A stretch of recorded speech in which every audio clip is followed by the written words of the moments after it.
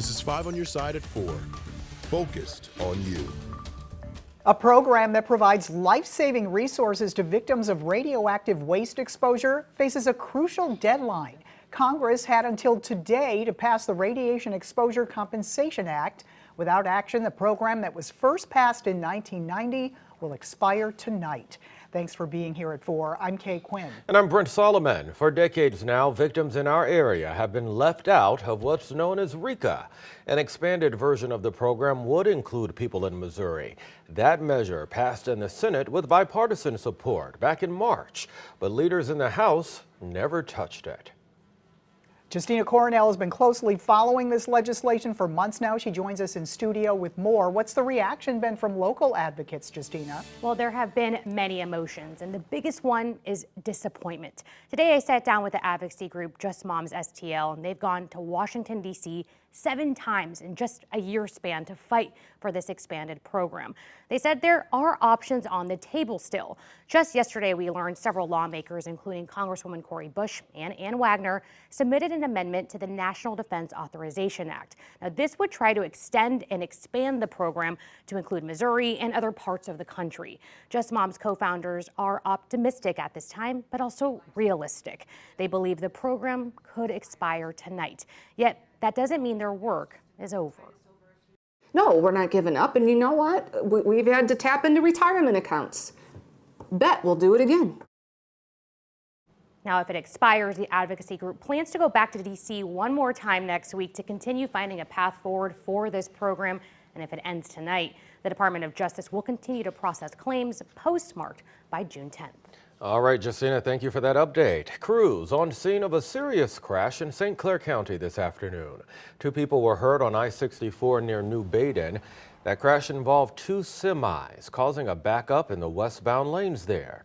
No word on how the victims are doing. Illinois State Police now investigating how it happened. We will update you on air and online as we learn more. New information on ongoing controversies with the St. Charles County Library District. Last month, the library board and administration held a surprise meeting announcing the potential closure of 3 branches. The community quickly reacted and protested the plan.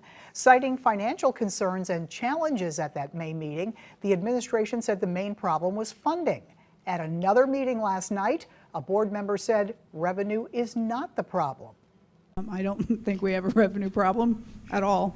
I think it's clear we have an expenditure problem. So, and I guess on the positive side, if you want to put a positive spin on it, we do have a little bit more control over our expenditures than we do our revenue.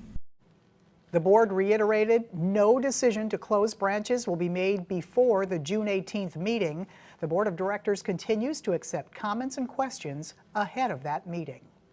The Right to Contraception Act, which would have protected women's access to birth control, failed in the U.S. Senate this week. 2 Republican women in the Senate supported the plan, but it still fell short of the 60 votes it needed to pass. Among the majority of Republicans to shut down the bill were Missouri Senators Eric Schmitt and Josh Hawley. Senator Hawley is running for re-election this year.